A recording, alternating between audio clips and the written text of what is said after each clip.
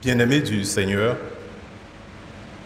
ce qui retient mon attention dans l'évangile que nous venons d'entendre, c'est le point de départ de Jésus. Il dit qu'il est inévitable que des scandales surviennent dans nos communautés. Jésus va quitter ses disciples bientôt, il les enseigne et il leur dit il est inévitable que des scandales surviennent. Pourquoi c'est inévitable?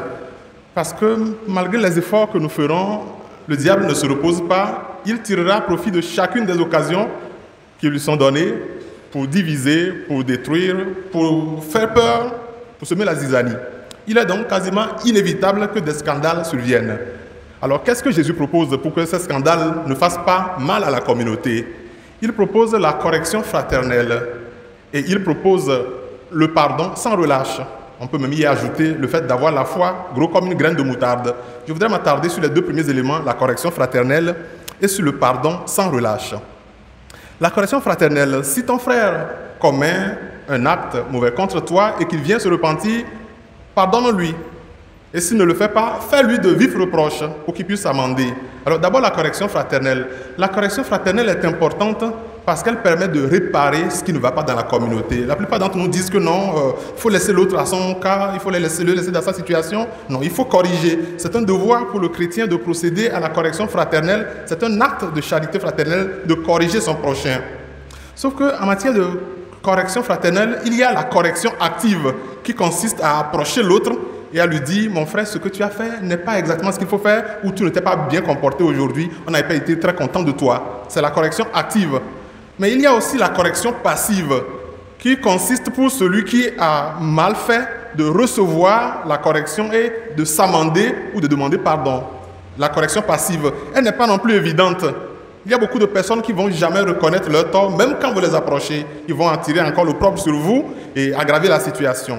Voilà pourquoi il me semble que la correction active et la correction passive ne suffisent pas. On aurait pu parler aussi de correction spirituelle ou de réparation spirituelle qui consiste à prier, à confier au Seigneur ce qui ne va pas et à lui demander la grâce de la repentance avant d'approcher son frère, sa sœur, pour lui demander de s'amender. Il faut confier la situation au Seigneur, se présenter devant le Seigneur, dire « Seigneur, mon frère, ma sœur, un tel a fait ceci qui ne m'a pas plu. Je te confie déjà cette situation, je te demande de me donner la grâce de pardonner. Je vais l'approcher, je vais lui demander de se repentir ou de reconnaître son tort. Je veux que le Saint-Esprit me touche. Demandez d'abord le Saint-Esprit pour vous-même. Hein. Voilà. Nous avons toujours à nous repentir nous-mêmes. Que le Saint-Esprit me touche et qu'il touche aussi mon prochain pour que notre dialogue soit un moment de réparation communautaire, un moment fructueux de dialogue. Il faut souvent procéder ainsi. C'est vital parce que lorsque le conflit naît entre deux personnes et qu'on ne l'étouffe pas, c'est la porte d'entrée du mal dans la communauté et le mal va ronger, détruire toute la communauté, toute la famille. Donc il est important de se repentir, il est surtout important de demander à l'autre de se repentir, de corriger ce qu'il a mal fait. Maintenant sur le pardon sans relâche. S'il vient vers toi même 7 fois en demandant toujours pardon, il faut que tu lui pardonnes, dit Jésus. Ça aussi c'est difficile pour nous. C'est difficile pour nous, je peux pardonner 1 fois, 2 fois, mais pourquoi pardonner jusqu'à 7 fois? Ou pourquoi pardonner sans relâche?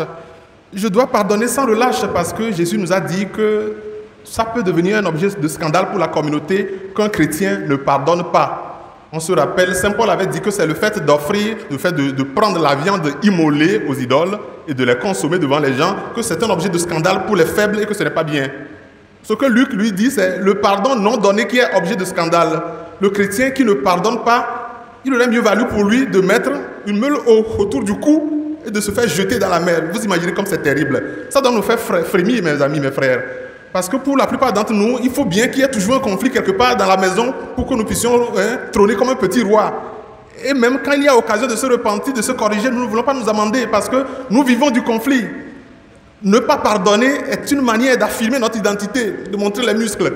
Jésus dit, il vaut mieux mettre une meule autour du cou et de se jeter par-dessus la mer. Alors, il est important de pardonner sans relâche, c'est pour le bien de la communauté. Et l'Écriture insiste à plusieurs reprises sur le fait que si nous ne pardonnons pas, Dieu non plus ne nous pardonnera pas nos fautes. Je voudrais me contenter de l'évangile de Saint Matthieu et de citer quelques passages. Saint Matthieu, déjà au chapitre 6, « Si vous pardonnez aux hommes leurs fautes, votre Père céleste vous pardonnera aussi.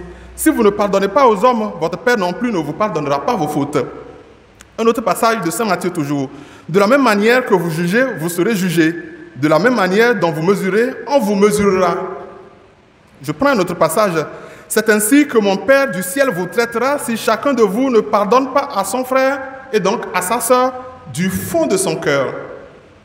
Et maintenant, sur la situation de notre Père que nous reprenons chaque jour, pardonne-nous nos offenses comme nous pardonnons aussi. Et chaque jour, nous disons le Notre Père, pardonne-nous nos offenses comme nous pardonnons aussi.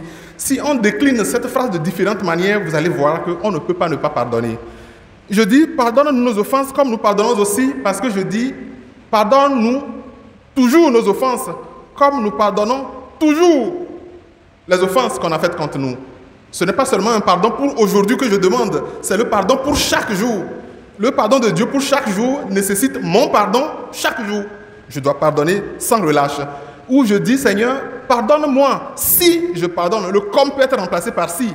Pardonne-moi si je pardonne. Alors s'il y a une fois où tu cesses de pardonner, alors Dieu va cesser de pardonner lui aussi.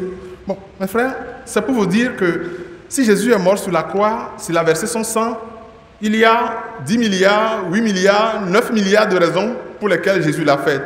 Pour chacune des situations de conflit qui naissent entre nous, pour chacune des situations où nous devons donner le pardon, Jésus a déjà versé son sang. Si mon frère m'a blessé, si mon frère m'a offensé, souviens-toi, Jésus a versé son sang pour lui et pour elle aussi. J'ai du mal à lui pardonner, souviens-toi, Jésus a versé son sang pour elle, pour lui aussi. Chaque fois que je refuse de pardonner, je tire la corde sur le cœur de Jésus. Je fais saigner davantage Jésus. Je maintiens Jésus en passion jusqu'au bout parce que je refuse de pardonner. Les raisons pour pardonner sont nombreuses et chacun de nous en a pris sans doute une pour faire un chemin de repentance en matière de pardon.